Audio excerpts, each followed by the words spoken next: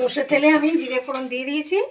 এবার এই যে ফুলকপি আলু আমি অল্প হলুদ আর নুন দিয়ে আমি এটা বয়েল করে নিয়েছি, এটা আমি দিয়ে দিলাম। এটা খুব চট জল দিয়ে একটা আলু ফুলকপি দিয়ে চিংড়ি মাছের ঝোল। গ্যাসের ফ্লেমটা আমি বড় করে দিলাম। খুব তাড়াতাড়ি হয়ে যায়, এটা বানাবেন, খুব টেস্টি লাগবে।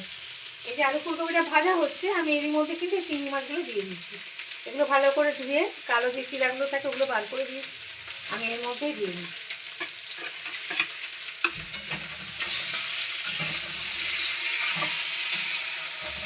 এটাতে কোনো বেশি কিছু খাটনির ব্যাপার নেই, অল্প মশলায় হয়ে যায়, খেতে ভীষণ টেস্টি হয়। এটা বানাবেন, ভালো লাগে, বেশি সময় যাবে না এটা বানাতে, সময়টা কম লাগবে। তেল ঝাল এগুলো আপনাদের ইচ্ছে মতো আপনারা করে নেবেন।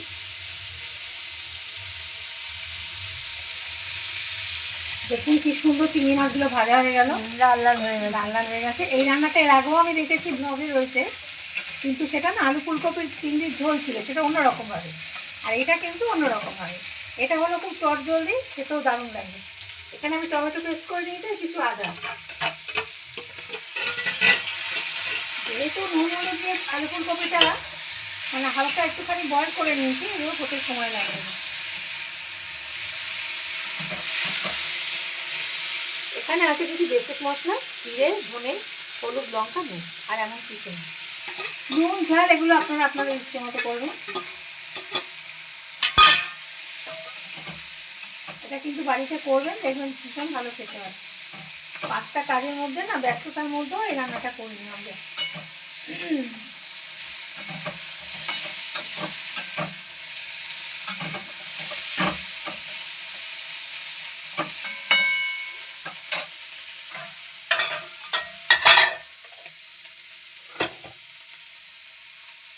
নুন, লঙ্কা এগুলো আপনাদের যতটা আপনাদের স্বাদ অনুযায়ী আপনারা ব্যবহার করবেন। এর মধ্যে আমি একটু চিনি দেব,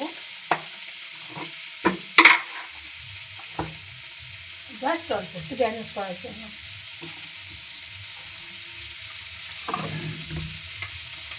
এবার আমি জল দেবো, কিন্তু বেশি না, কেন আমার এগুলো বয়েলই আছে বলতে গেলে।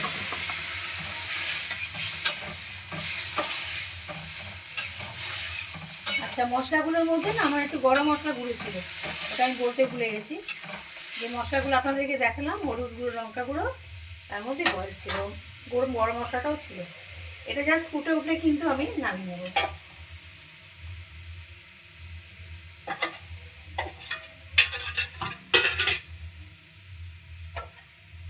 চিংড়ি মাছ এমনি বেশিক্ষণ করা যায় না, হ্যাঁ, বেশিক্ষণ কুক করতে লাগে না।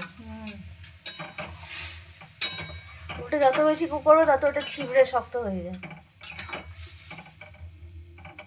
এটা একটু ফুটলেই কিন্তু আমি এটা নামিয়ে নেব। জলটা অনেকটা টেনে গেছে, নামাবার আগে আমি একটুখানি লেবুর রস দিয়েছি, অল্প, বেশি দেবো না, অল্প। একটু নাড়িয়ে চাড়িয়ে নিলাম। এবার আর বেশি আমি জলটাকে শুকোবো না, কেন এটা আমি যখন রেখে দেবো ভাত খাওয়ার সময় জলটা অলরেডি এমনিতেই কমে যাবে। আলু আছে, ফুলকপি আছে, ওরা তো ঝোলটা টানবে। আমি এটা ঢেলে নিচ্ছি।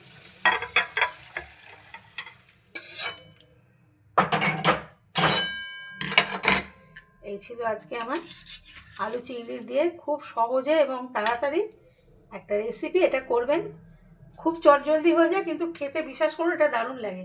ভাত, রুটি, পরোটা সব কিছু সবের ভালো সাথে লাগে, যায়, খুব সুন্দর লাগে। আমি তো বারবার বলছি, ভীষণ ভালো লাগে। কোনো ফুলকপি আলু সমস্ত সেদ্ধ হয়ে গেছে, ঠিক আছে। চিংড়ি তো কুক করতে নেই, আমার মেয়ে তো বললো। আর আজকে রান্নাটা এই পর্যন্ত। Thank you.